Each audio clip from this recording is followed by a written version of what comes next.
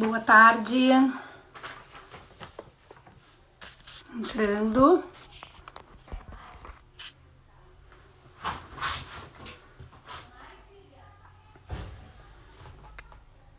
Boa tarde a todos.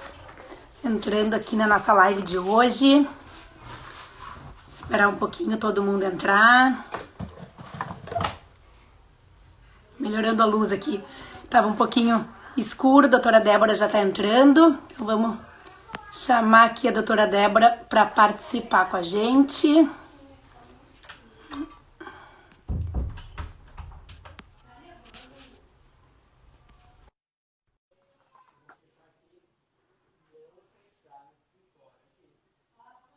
Acho que a doutora Débora tá entrando. Oi, Débora. Olá, boa noite a todos. Vocês estão nos ouvindo bem? Como é que tá? Como é que tá o som?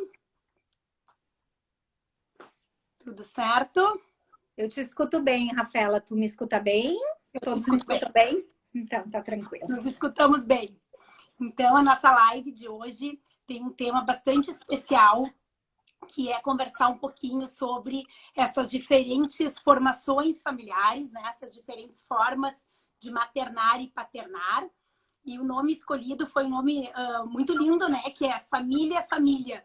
Então, a gente vai conversar um pouquinho num tema tão relevante atualmente e principalmente pelo aumento constante da busca desses pacientes por esse tipo de tratamento. Então, vamos conversar um pouquinho sobre esse assunto nesse final da tarde. Então, eu começo te passando a bola, Débora, perguntando: família é família?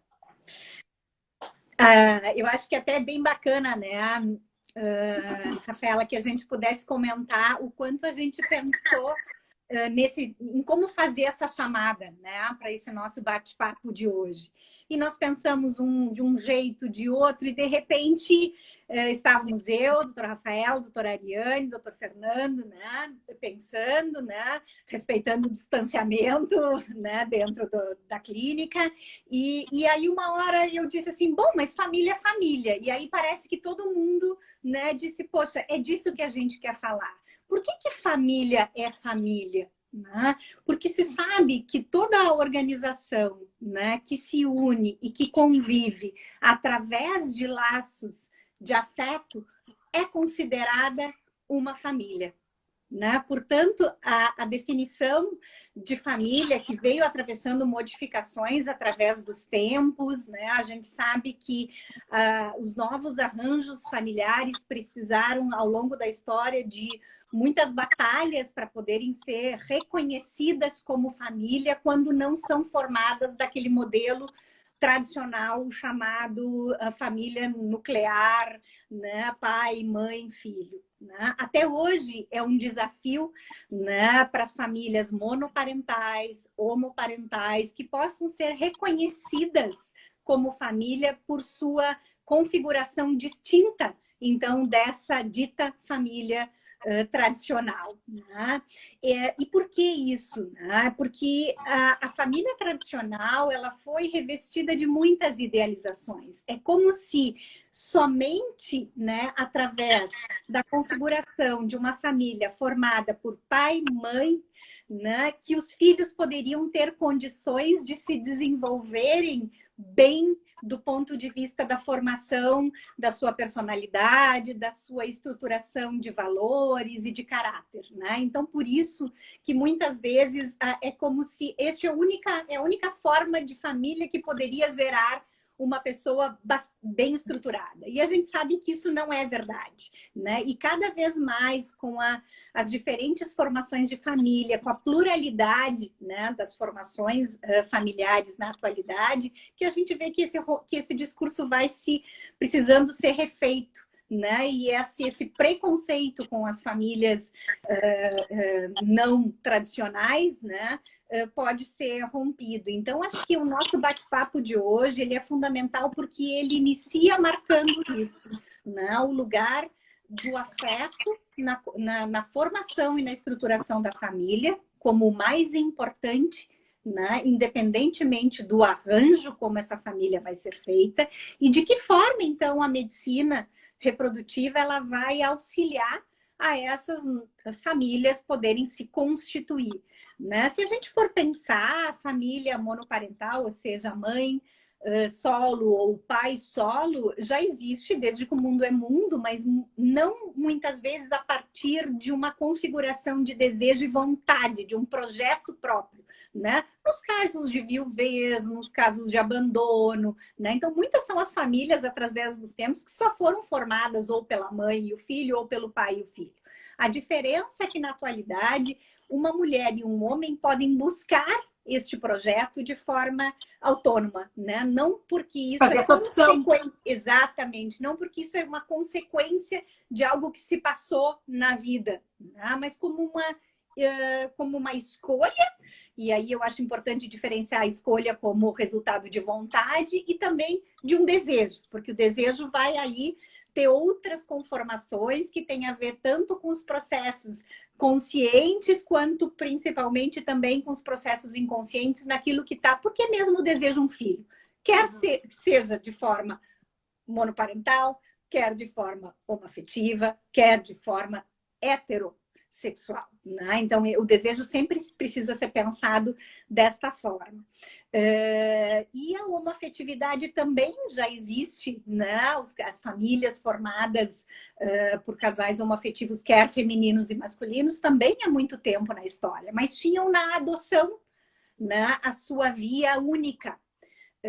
Ou então na criação conjunta de um filho tido por uma das duas partes de um relacionamento anterior, ou com a ajuda de alguém próximo à família, né? Ou amigos. E hoje, de novo, pode ser algo que pode ser constituído com a ajuda da medicina reprodutiva. Então, acho que esse vai ser o nosso bate-papo, que vai ser falar tanto das técnicas, dos tratamentos, quanto do lugar da mulher, do homem, né, na constituição da família, dos doadores de gametas, das gestantes de substituição, né? Ou seja, são muitos temas que estão, na verdade, né, Rafaela, incluídos neste tema, né, que é a homoparentalidade e a monoparentalidade. Então, eu vou te passar, né, te devolver a bola, te passando uma das perguntas, né, que na verdade iniciaram, nos foram enviadas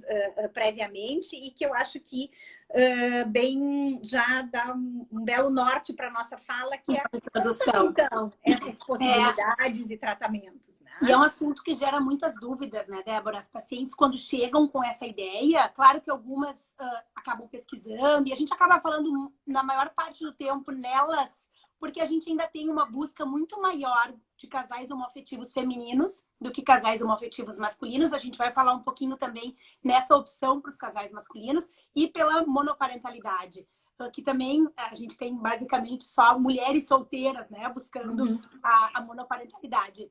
E antes de tu entrar na técnica, só para pegar o gancho, né, por que será isso, né? Porque a maternidade, socialmente, ela está estruturada, né, com muito mais, é como se fosse muito mais direito da mulher, ou que fizesse muito mais parte da questão, até de forma equivocada, colocada como instintiva na mulher, do que a paternidade. Então, é como se só muito recentemente os homens pudessem se arbitrar o direito de convocarem, né, e lutarem pelos seus direitos de serem pais, quer de forma solo, quer de forma dentro de um casal homoafetivo masculino. E também, claro, pela dificuldade adicional na questão do casal homoafetivo masculino, que precisa, além da doação de um gameta, né, do óvulo, de uma outra pessoa que geste. Eu acho que isso também é um processo mais complicado, claro. E eu acho que isso é importante a gente desmistificar também. É um processo mais complicado, mas não é um processo impossível. Então, eu vou começar falando um pouquinho da questão feminina, dos casais homoafetivos femininos. Então, como é que começa toda essa avaliação? Por que eu disse inicialmente que gera muitas dúvidas? Muitos casais chegam já com um desejo de quem vai gestar, né? Na grande maioria dos casais já existe um desejo na dupla, de uma quer gestar mais do que a outra, uma se imagina mais grávida do que a outra. Tem casais que às vezes têm um pouquinho mais nessa dificuldade de fazer essa escolha, mas a grande maioria das vezes os casais já chegam com uma ideia de quem vai ser a paciente que irá gestar. E aí tem uma segunda dúvida, que é: a gente pode usar os óvulos da outra paciente no útero, né, da parceira, isso é uma dúvida muito frequente. Não só dúvida, como um desejo, na grande maioria das vezes, para que de alguma forma as duas participem desse processo. Então é bastante comum a gente ter essa abordagem no consultório, de conversar com as pacientes sobre essa possibilidade. Foi uma pergunta que surgiu, isso pode? Existe alguma proibição nesse sentido? Então isso é muito claro na resolução, que como se trata de um casal, não é visto como uma doação de gameta, né? Diferente da doação de óvulos, que a gente já teve lives falando sobre isso, que tem um outro processo, um processo de anonimidade, que nesse caso, por ser um casal, isso não existe. Então, a gente pode, sim, no primeiro momento, usar os óvulos de uma no útero da outra, se esse for o desejo do casal. Mas quem vai ser cada uma? Como é que cada uma vai participar desse processo? Então, às vezes é importante a gente olhar para esse casal, individualizar cada uma de um ponto de vista reprodutivo. Na grande maioria das vezes, essas pacientes nunca se expuseram à chance de engravidar espontaneamente. Então, a gente não sabe se existe alguma... Eu estou com uma dificuldade técnica aqui com o meu celular, que hoje eu resolvi fazer a live de um outro lugar e eu não estou conseguindo apoiar ele direito, por isso que eu não paro de mexer. Na grande maioria das vezes, então, essas pacientes nunca testaram o seu aparelho reprodutivo. Então, a gente não sabe se existe, do ponto de vista ginecológico, alguma dificuldade ou não. Então, o primeiro critério, muitas vezes, é uma boa anamnese desse casal, entender se existe alguma questão ginecológica que possa facilitar ou dificultar uma gestação. E um fator super importante a se considerar é a idade. A idade da mulher, ela é decisiva na chance de gravidez. Então, se nós temos um casal, e aqui, daí os casais homoafetivos femininos têm essa vantagem, né? Da gente ter, na verdade, 4 ovários para escolher quais a gente vai usar. Muitas vezes a gente pode fazer essa abordagem inicialmente pela idade e pela reserva ovariana. Isso se o casal está disposto que qualquer uma das duas participe da mesma forma. E a partir daí poder discutir com elas o que seria melhor do ponto de vista reprodutivo. Dizer, olha, talvez se tu engravidar e tu doar os óvulos, ou talvez se os teus óvulos forem no teu útero, tudo isso talvez nos dê uma chance melhor de gravidez, poder colocar para a paciente todas essas possibilidades. Isso de fazer essa participação das duas no processo, a gente está falando num processo de fertilização in vitro, mas não é a única forma de gestação para essas pacientes. A gente tem também a opção de engravidar através de uma inseminação artificial. Então, só explicando um pouquinho as duas técnicas, a inseminação é quando a gente vai pegar os espermatozoides, né? Vai comprar sêmen de um banco de sêmen, já vamos abordar também em paralelo essa parte dos bancos, mas é quando a gente compra sêmen de doador, prepara esses espermatozoides em laboratório e introduz esses espermatozoides no fundo do útero no momento da ovulação. Então, a gestação, ela se dá quase de forma espontânea, né? A gestação vai se dar nas trompas, onde o óvulo e o espermatozoide vão se encontrar. Obviamente, nessa situação, nesse tipo de tratamento, nós vamos utilizar o óvulo da própria paciente e a gestação vai se implantar no útero dessa paciente, né? A gente não tem essa opção de compartilhar o gameta. Na opção da fertilização in vitro, que seria a possibilidade do estímulo do ovário de uma forma mais forte, digamos assim, né? Nós vamos estimular mais esse ovário vai produzir vários folículos, esses óvulos vão ser coletados, esse espermatozoide, então, vai ser descongelado e esses óvulos fertilizados em laboratório e depois esse embrião prontinho será colocado dentro do útero da paciente. E aqui nesse método, nessa modalidade, a gente teria, então, a possibilidade de colocar no útero da companheira, da outra paciente, se esse for o desejo do casal. Importante lembrar que o útero, ele envelhece muito menos do que os ovários. Então, quando a gente fala em abordar esse casal, em avaliar, em definir qual das duas vai ter uma melhor chance de gravidez, sempre a gente vai estar fazendo uma abordagem muito mais importante do ponto de vista ovariano, né? Uma avaliação do ponto de vista ovariano. Porque esse gameta, essa idade desse gameta vai ser fundamental para a chance final de gravidez. Então, às vezes, a gente muda a forma de pensar e as decisões que as pacientes trazem justamente por causa disso. E é curioso de ver, né, Débora, como as pacientes vão se moldando às possibilidades justamente pelo desejo de gestar. Então, às vezes, elas vêm com uma ideia inicial, mas no momento em que a gente coloca que talvez um pouquinho diferente possa ser melhor, elas vão criando aquela ideia e vão trabalhando aquilo e mudando um pouquinho a forma de pensar. Isso, e isso principalmente, né, Rafaela, quando esse espaço, né, dentro de cada uma, quer de quem doa o óvulo, quem vai gestar, tem dentro da singularidade, da estruturação dessa pessoa, espaço para que isso aconteça, né? Porque, vamos pensar assim, esse par, né, já vem com uma ideia. Já vem com uma ideia porque tem aquela pessoa que sempre sonhou com a gestação, onde esta questão do gestar um bebê em si é algo desejado, sonhado, ou até para algumas pode ser incômodo, né? Tem algumas mulheres que não desejam gestar, né? Onde o seu lugar de maternidade nesse par é outro, que não a função da gestação.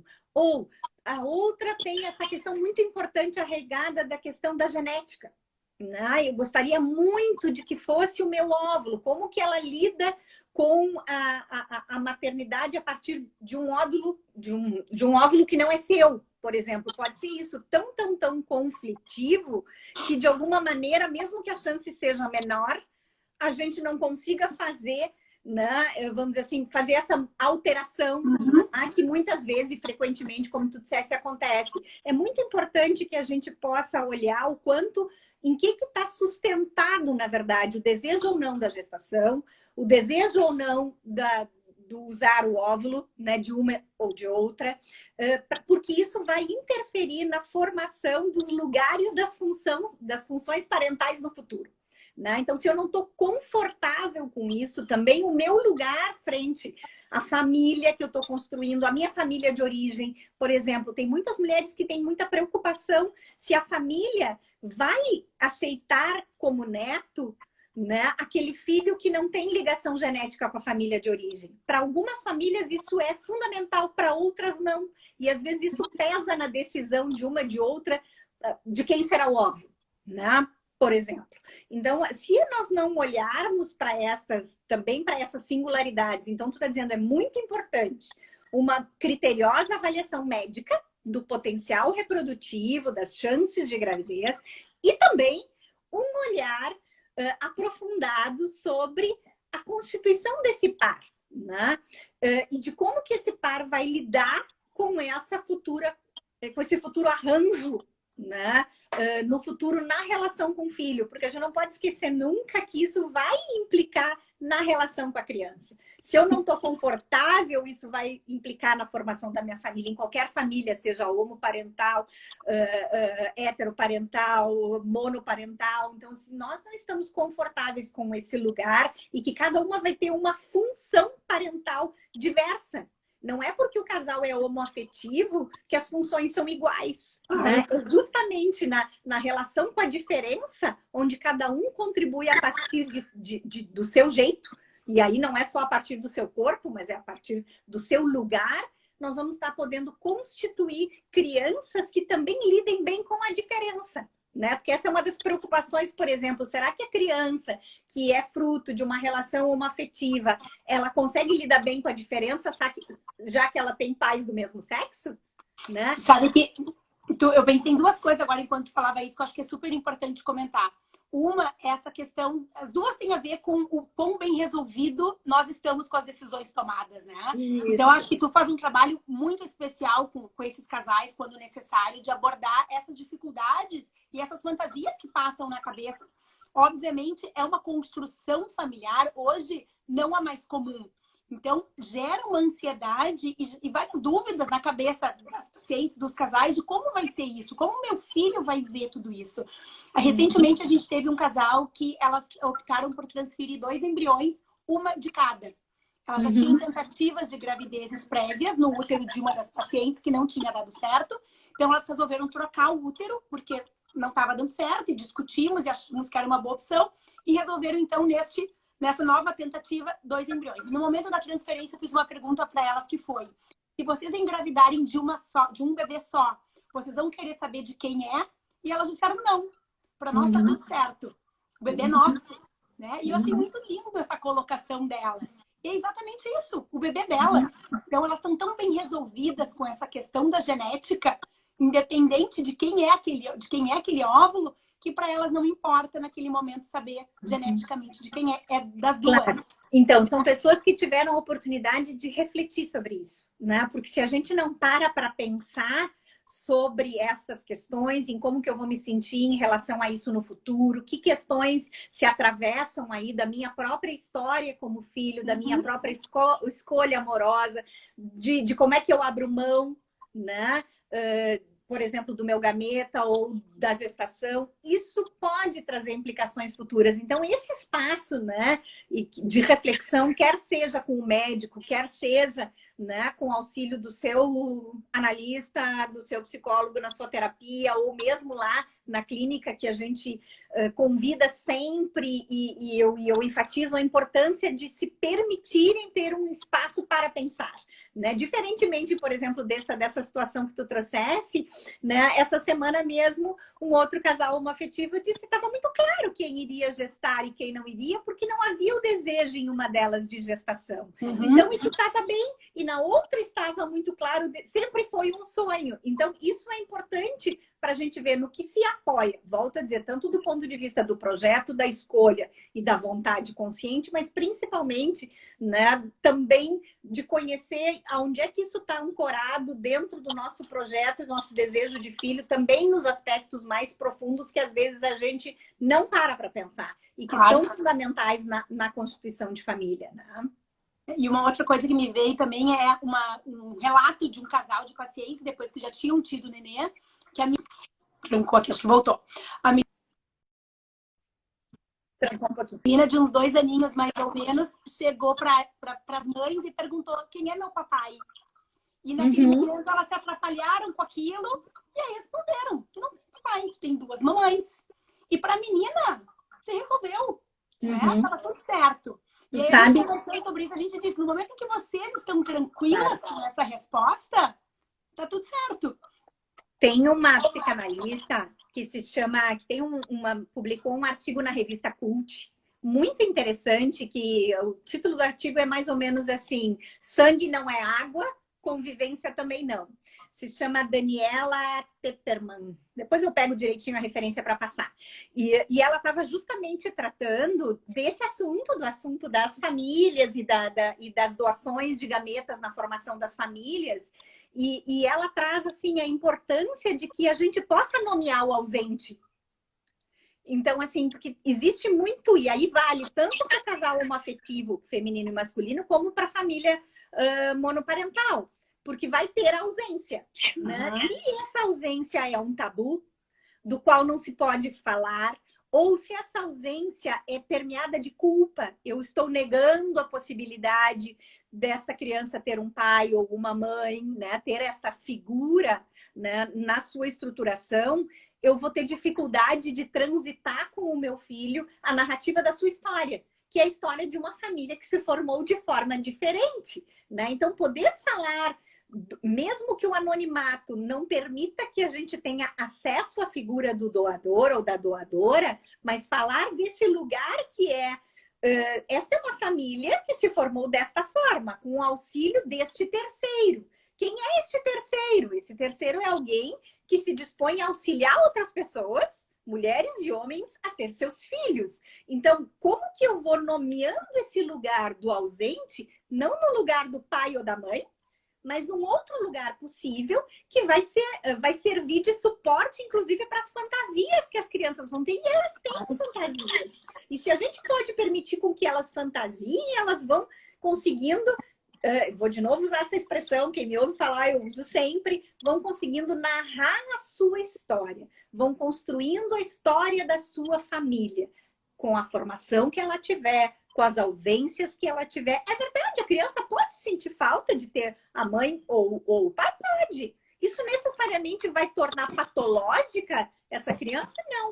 Patológica, essa estruturação pode ser patológica se os pais, né, mães, ou pais estiverem em conflito com essa sua escolha de projeto parental. Então, por isso precisa realmente dessa reflexão para poder chegar na técnica de reprodução, né? E aí poder trabalhar com todas essas alternativas, né? E acho que tu ia falar um pouquinho da questão do doador, né?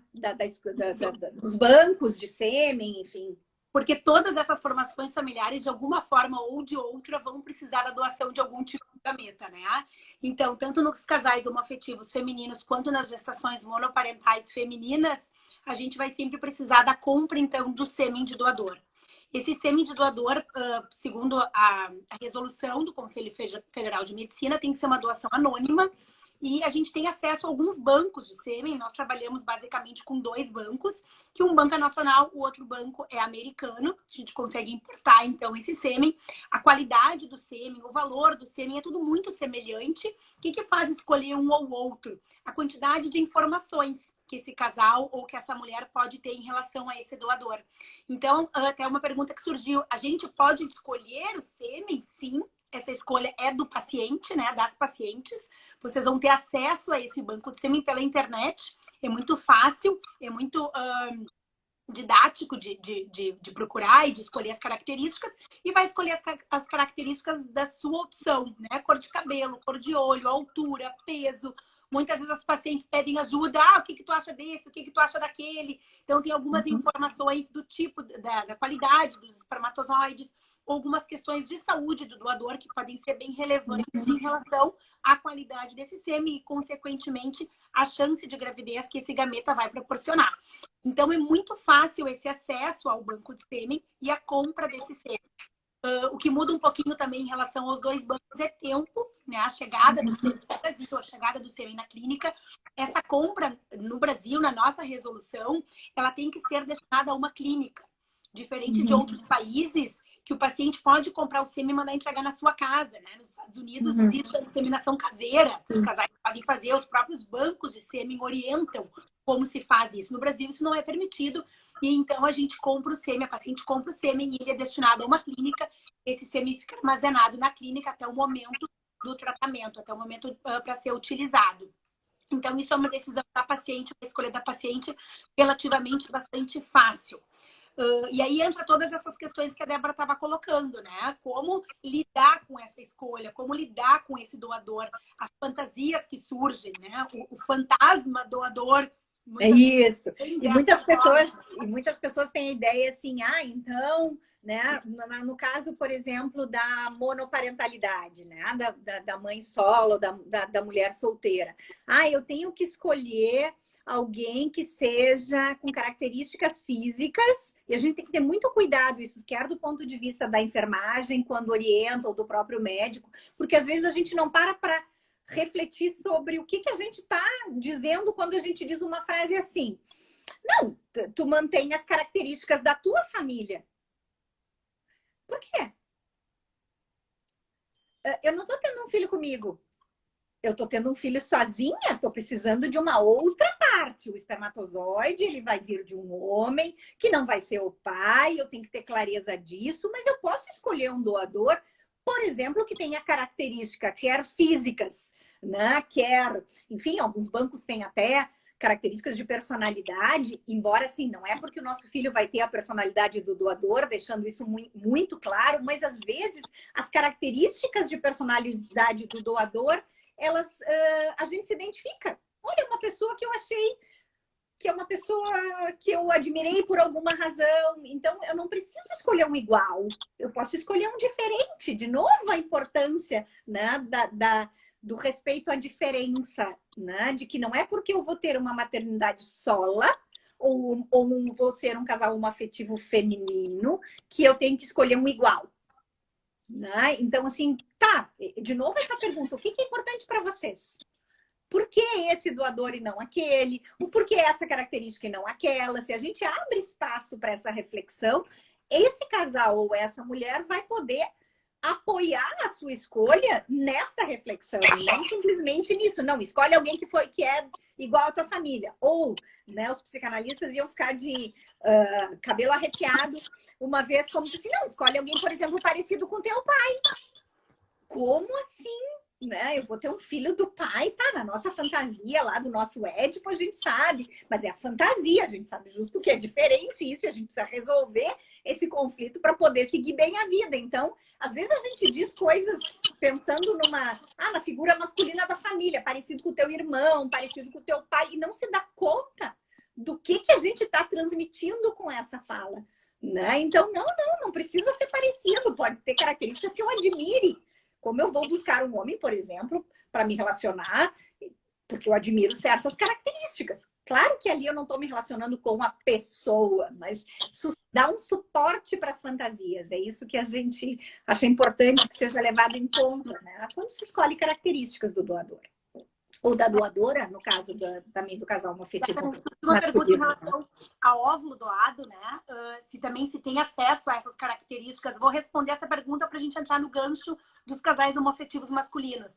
Então, quando a gente depende da doação de óvulo, a diferença é que a gente não compra o óvulo como a gente compra o sêmen. Agora, no Brasil, iniciou recentemente a importação de óvulos. Então, mudou um pouquinho esse perfil, está mudando um pouquinho esse perfil. Mas, anteriormente, a doação de óvulo no Brasil ela era sempre compartilhada. Então, ela era uma paciente que estava fazendo tratamento e iria doar parte dos óvulos que ela estava produzindo para outra pessoa. E essas características físicas, elas também são buscadas, e aí, de acordo na doação de casais heterossexuais, com as características físicas daquela mulher que irá gestar. No caso dos casais homoafetivos masculinos, por que dificulta um pouquinho em relação às mulheres? Porque a gente depende de uma doação de óvulo e a gente também vai depender de um útero de substituição. Então, como é que funciona? Esse óvulo, ele vai ser doado ou por uma paciente que também está fazendo o tratamento, então é uma doação compartilhada. E aí, essas características físicas, ela vai ser discutida com o casal, né? O que importa, o que não importa, se eles têm preferência por algum tipo de característica física. Então, como a Débora estava colocando nessa escolha do sêmen, exatamente da mesma forma vai ser feita nessa escolha do óvulo. E agora, com essa possibilidade de importação de óvulos, é quase como o banco de sêmen, né? A gente tem, então, um perfil de pacientes que doam e que a gente pode mais ou menos informar o banco, o tipo de características físicas que nós estamos buscando. E em relação ao útero de substituição, pela legislação, pela resolução, a gente pode usar o útero de uma parente de até 4º grau. Então, quem são essas mulheres, né? O que é 4º grau? Então, é mãe, irmã, tia, prima e avó. Essas seriam a rede familiar, que já pela resolução está permitido fazer o tratamento, sem nós precisarmos pedir nenhum tipo de autorização ao Conselho Regional de Medicina. Caso não exista nenhuma parente que se disponibilize, ou o casal queira, por qualquer motivo, contar com nenhum familiar, e tem alguém que possa ajudar nesse processo da busca da paternidade, deixando claro que não pode existir nenhum caráter comercial esse uso, né, do útero. A gente pede, então, para o Conselho Regional de Medicina, esclarecendo, explicando que não existe parente, quem é essa pessoa, essa relação, né? Todo um relatório é feito, toda uma avaliação dessa paciente é feita. Então, a gente pede para o Conselho Regional de Medicina uma autorização para que a gente possa usar, então, o útero de uma paciente não familiar do casal. E aí, nesses casos, o tratamento feito é através da fertilização in vitro, né? Porque a doação do óvulo, ela tem que ser anônima. Então, a gente não pode usar o óvulo da pessoa que vai estar sendo útero, né? É importante deixar isso claro. A minha irmã se disponibiliza, então, a doar. Eu sou irmã de um homem que é homoafetivo e eu me disponho a emprestar o meu útero e os meus óvulos para que ele seja pai com o parceiro dele. Então, isso não é permitido, né? A doação do óvulo é anônima. A gente pode emprestar o útero de forma não anônima, de forma familiar, mas a doação do gameta, ela é anônima tanto do óvulo quanto dos espermatozoides. Então, e esse é um aspecto bem importante, assim, porque, então, se por um lado a gente precisa elaborar a inclusão dessa terceira parte, né, a doação, que era a doação do óvulo ou do espermatozoide, e isso já contém em si a sua complexidade, os desafios de elaborar, então, ser pai e mãe com a ajuda de uma terceira parte, a complexidade da utilização de um útero de substituição, de alguma maneira, vamos dizer que acrescenta ainda um tom a mais nessa complexidade. Eu costumo dizer muito que complexo não quer dizer complicado. Né? Poder fazer essa diferença contempla dizer que a gente não está dizendo que é uma complicação, que é um problemão, que não é nada disso. É dizer que existe uma complexidade porque reúne, né? Então, mais pessoas, a gestação de um filho no útero de outra pessoa, de como que eu vou me sentir, qual é a relação que eu tenho com esta pessoa, quer ela sendo familiar ou não, é fundamental que nós possamos ter muito bem estabelecidos o lugar da gestante solidária, o lugar de cada membro do par, né? Dos dois homens, como que cada um se sente em relação a esta pessoa, os limites em relação a interferência na vida dessa pessoa que se propõe a gestar. Então, como participar desta gestação sem invadir a vida desta pessoa. Então, por isso é tão importante, novamente destaco a importância de se poder refletir e auxiliar todas as partes. O Conselho Federal de Medicina, ele não exige uma avaliação, vamos dizer assim, ele não exige que uma autorização para quando é membro de família, mas ele, de toda forma, diz que é importante que todas as partes envolvidas nesse processo possam ser, eles dizem, avaliadas, que tenha que ter um perfil, né, médico, psicológico realizado. Eu prefiro dizer que todas as partes precisam ser escutadas para que a gente consiga prover segurança emocional para todas as partes envolvidas, né, para os futuros pais e também para esta gestante, que vai ter que poder pensar no seu nos seus 9 meses de gestação, no desprendimento em relação a esse bebê no futuro e a ter muita clareza em relação aos pais, qual é o lugar dela. Né? De novo, ela pode ter um lugar, algumas famílias pretendem não ter contato, outras, quando é da família, vão ter um contato sempre. Então, esta é a mulher que gestou, né, para a criança. Então, é muito importante esse lugar, né? Não é o lugar de uma mãe. A criança até pode, de novo, suportar suas fantasias em cima disso. Mas a clareza dos pais e dessa gestante do seu lugar vai auxiliar a criança também a, de novo, poder narrar a sua historinha de filhos nesta configuração. Uma coisa importante que perguntaram ali, né? No Brasil não tem banco de óvulos? Existe um banco de óvulos brasileiro, assim como existem, né? É um único que eu saiba, que se localiza no Rio de Janeiro, e existem bancos fora do Brasil. E cada clínica opta por trabalhar com aquele banco que se sente, enfim, mais identificada pelos seus critérios técnicos, científicos, enfim. O que é fundamental saber é que mesmo o sêmen não é pago. A gente adquire o sêmen porque adquire o trabalho do banco, né? A gente não vai pagar o doador, porque no Brasil isso é proibido, quer para óvulo, quer para embrião, quer para espermatozoide, quer para útero, né? Não é possível a comercialização, né, dos gametas e nem do útero. Uma outra pergunta que surgiu é a idade do útero, né? Se a avó pode ser útero de substituição em qualquer idade. Então, isso é muito importante a gente avaliar. Assim como a gente falou lá no começo da avaliação dos pacientes, a gente não pode simplesmente gestar com qualquer paciente. Ah, eu tenho essa pessoa que está disposta a me ajudar, mas ela tem 60 anos, ela é obesa, hipertensa, diabética. Bom, gente, infelizmente, essa não é a melhor opção. E a gente não pode, né, colocar essa pessoa em risco gestacional, de vida, eventualmente. Então, isso é super importante. A gente vai sempre avaliar essa pessoa, essa paciente, essa possibilidade de útero de substituição e junto com o casal a gente vai discutir. Não existe impedimento pela idade, não existe um ponto de corte. Acima de tantos anos não pode. O que existe é uma exigência de que essa paciente seja avaliada do ponto de vista obstétrico. Que riscos essa paciente vai ter de gestar com determinada idade. E aí entra também, até talvez mais importante que a idade, a questão de comorbidades, né? Doenças que eventualmente possa ter e que riscos.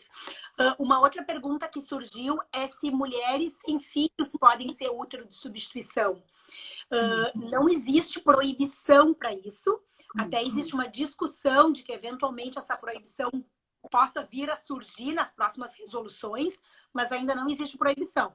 O que acontece? A gravidez, ela tem riscos, né? Por menores que sejam ou por maiores que sejam, dependente de cada paciente. Então, a gente tem que considerar que uma paciente jovem, que nunca teve filhos, que tem esse desejo de gestar, ou que ainda não tenha despertado esse desejo, ela vai estar se submetendo a um processo que vai ter seus riscos inerentes da própria gestação. Então, a gente tem que considerar que, eventualmente, algo possa complicar, algum evento obstétrico possa ocorrer e, eventualmente, isso possa dificultar a gestação futura dessa paciente. Então, é muito peculiar cada caso e é muito delicado avaliar isso, mas isso vai ser discutido com os casais. A gente não tem um impedimento, uma proibição que a paciente geste, mas a gente tenta, né? A gente opta, se é possível, usar um útero de substituição de uma paciente que já tem, preferencialmente, até a sua própria coleta. A gente costuma dizer, né, que essa é uma recomendação, né, que ter filhos é recomendado. Por quê? Né? Além de todas as explicações técnicas, né, muito bem colocadas pela Rafaela, a gente não pode esquecer que alguém que nunca gestou não conhece os efeitos emocionais também da gestação em seu corpo. É uma experiência que é intensa do ponto de vista hormonal, né, que não sabendo estes efeitos, também talvez gere um sofrimento ainda maior no futuro, no se desprender desta criança, né? Embora lá no início se tenha a escolha racional de que eu não vou ser a mãe, que tá tudo certo, eu tô fazendo isso, né? Amorosamente por alguém que me é importante, né? Mas a gente desconhece esses efeitos. Então, nesse sentido, alguém que já viveu, já tem a experiência dos seus filhos, embora cada gestação é uma na vida, gestar um filho é diferente de gestar um bebê para alguém, não tem como comparar essas experiências, mas isso não deixa de que seja uma experiência prévia. Né? Até para ter clareza, eu tive os meus filhos, não desejo mais filhos, ou estou satisfeita com a minha maternidade, eu sei que essa gestação não me gerou demasiados conflitos, medos, ansiedades, então penso que conseguirei lidar, né? Porque sempre penso o quê? Porque a gente não determinar como isso vai ser feito, isso só vivendo, mas essa experiência prévia, ela me permite ter uma perspectiva, né? Um olhar para essa possibilidade no futuro e me pensar nela, né? Quando a gestação nunca ocorreu, isto é mais difícil, né? Então, assim, pode ser mais complexo ainda. Então, nesse sentido, não é proibido, né? Mas é recomendado, né? Além do que dos riscos de, por exemplo, se perder o útero e no futuro querer ser mãe e não poder mais fazê-lo, né? Exatamente. Uma outra questão que se comentou é em relação à amamentação, né? Nesses casais homoafetivos femininos, assim como a gente tem 4 ovários, nós vamos ter, então, 4 mamas. Essas pacientes poderiam amamentar duplamente, mesmo aquela que não gestou? Isso é uma pergunta bem frequente. Então, existem alguns protocolos para induzir a amamentação. Não são protocolos fáceis de serem realizados. E aí também entra toda uma questão psicológica disso, né, Débora? O papel de cada uma nessa gestação. Então, também tudo isso acho que tem que ser conversado, trabalhado. Qual é o intuito de querer que as duas amamentem? Então, acho que tem todo um processo de avaliação e de pensamento e de discutir tudo isso. Mas, do ponto de vista fisiológico, é possível. Não é fácil, tá? Então, assim, os protocolos que existem para tentar aumentar ou iniciar o processo de produção de leite, ele é possível do ponto de vista psicológico, mas na prática ele não é fácil de ser feito. Isso, e acho que é importante que a gente diga assim, não existe uma receita, né? Isso tá errado, isso deve. Então, assim, o papel, quer do médico, quer do psicanalista, mais ainda, jamais é tentar normatizar, né? Regular, dizer faça assim, faça assado, não faça desse jeito, mas é muito mais interrogar. Isso que tu trouxeste é muito importante, assim, Rafaela, o porquê. Né? Então, assim, uma das coisas importantes é que, vou reiterar, mesmo que o casal seja do mesmo sexo, não significa que eles vão ter as mesmas funções. E isso não regulado pela função corporal necessariamente, mas a importância para a criança é que ela vai ter identificações diferentes com este pai e com aquele pai, com esta mãe e com aquela mãe, com uma mãe só, com um pai só. Tem todo um processo de constituição subjetiva que leva em conta também as funções parentais. Então, a clareza, né? E a gente vê isso como se dá de forma muito clara nos casais homoafetivos. Eles têm funções diferentes, né? Tem casais em que aquele que é mais permissivo, aquele que bota mais o limite, né? Isso que acontece no casal heterossexual e que se atribui muitas vezes à mãe ou ao pai, acontece no casal homoafetivo também. Né? Aquele que protege, aquele que acha que tem que ser mais severo, porque são pessoas, de novo, são pessoas do mesmo sexo, mas não são pessoas iguais. Então, são pessoas diferentes com funções diferentes.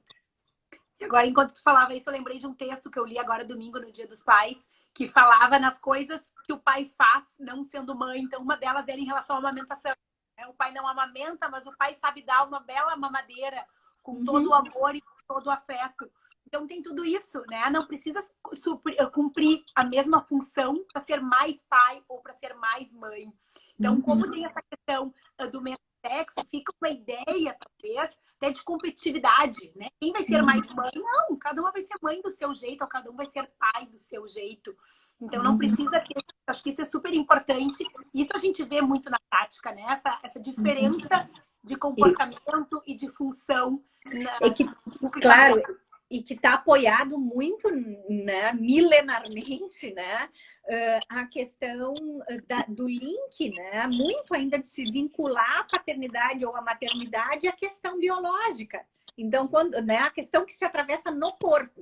Quem gestou, quem deu o óvulo, quem deu o espermatozoide, né? E esse é um trabalho que se tem feito já há muito tempo no sentido de poder, sim, marcar a importância, a gente não é inegável a importância da questão biológica, mas não é ela quem define exclusivamente a filiação.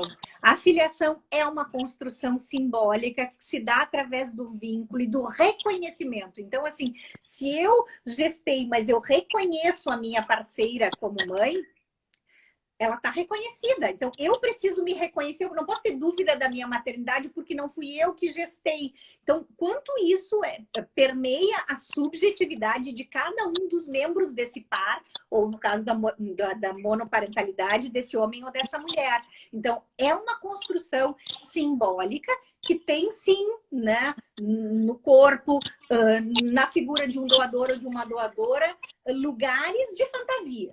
E as fantasias nos constituem, não importa a forma que vamos ser gerados ou concebidos. O importante é que essa forma de concepção possa ser abordada de forma transparente entre o casal, que isso não configure essa disputa, né? Mais isso, mais meu, menos teu, né? Que eu esteja segura até para contrariar o meu parceiro e a minha parceira quando ela diz, não, mas é mais meu porque eu que... Não, negativo. Isso a gente fala muito na doação, na recepção de gametas do casal heterossexual também, né? O parceiro que é o não doador do material genético, ele tem que estar convencido do seu lugar, né? Para que ele possa, inclusive, auxiliar a poder fazer o que é fundamental para a criança, que é essa separação entre aquele que é né, aquela que gestou, por exemplo, e dizer, não, só um pouquinho. Não é esse grude, tem um outro aí que é importante, que separa, que institui a norma, a lei, que é o lugar, vamos dizer assim, que é a função paterna, que pode ser exercida, inclusive, por uma mulher, inclusive por um amigo, inclusive, né? Então, existem... e aí a gente entra num outro tema que é importante, que é a rede de apoio, né? Como é que isso está dentro da família, do casal homoafetivo, quer masculino ou feminino, e também... principalmente na questão da homoparentalidade, da monoparentalidade. Eu estava pensando que a gente acabou falando um pouco da monoparentalidade, isso. Mas como se assemelha muito ao casal homoafetivo feminino, né? Acabou ficando meio grudado. Isso. Mas os tipos de tratamento, então, são muito semelhantes, mas a gente vê como tem aumentado a busca pela monoparentalidade. E as pacientes muitas vezes dizem, eu fiquei esperando construir a minha família, isso não aconteceu, mas eu não quero deixar de construir a minha maternidade. Então, realmente são pessoas que esperaram acontecer, esperaram encontrar um parceiro, né? Aquela ideia do parceiro ideal, da construção da família, mas o desejo de ser mãe é tão maior do que tudo isso, que optam, então, por seguir um caminho da monoparentalidade. Tem tido uma busca bem aumentada dos tempos solteiras. E essa rede de apoio para essas pacientes é muito importante. É bem comum a gente ouvir também. Eu conversei com os meus pais e eles vão me apoiar. né? De ter Isso. essa rede de apoio, porque a gente sabe que ter filho não é fácil como casal, então é menos fácil ainda sozinha, né? Então entrar nessa jornada, que é uma jornada de dedicação imensa, de forma sozinha, é muito mais complicado. Então essa rede de apoio é super importante e é muito legal ver isso nessas pacientes, né? Como elas buscam isso, como elas essa e de apoio tanto prático, às vezes, com quem eu conto para me auxiliar, e também algo que se passa quando se tem um casal, que quer homoafetivo, quer heterossexual, é que eu tenho com quem compartilhar meus medos, minhas preocupações quanto ao futuro, será que eu estou fazendo assim? Será que, né? A gente sabe disso, que um filho suscita uma série de indagações. Eu estou agindo bem, não estou, eu tenho medo disso. Olha, a criança está passando por isso. Com quem eu tenho espaço para compartilhar, né? Então, não é só o cuidado, né? Mas é compartilhar também expectativas, sonhos, alegrias, como dúvidas, medos, preocupações. Então, acho que isso é fundamental para quem se lança nessa aventura, né, da monoparentalidade, é saber com quem se conta. Né? Então, amorosamente com quem se conta. Isso pode ser amigos, isso pode ser família, é com quem eu conto para essa aventura, né? Que ela pode ser sozinha, solteira, mas ela não precisa ser solitária. Ela não precisa ser uma coisa, né, onde eu não preciso estar completamente isolada e sozinha, né, nessa aventura de ser mãe ou pai dessa forma. Que não é feio pedir ajuda, né? A gente pode tomar uma decisão e pode ter toda essa rede de apoio da mesma forma. Isso ser muito benéfico para aquela pessoa, para aquela criança, né? Toda essa família em volta. Eu estava só vendo se tem as perguntas, né, que a gente fica falando nos comentários e às vezes a gente não consegue responder.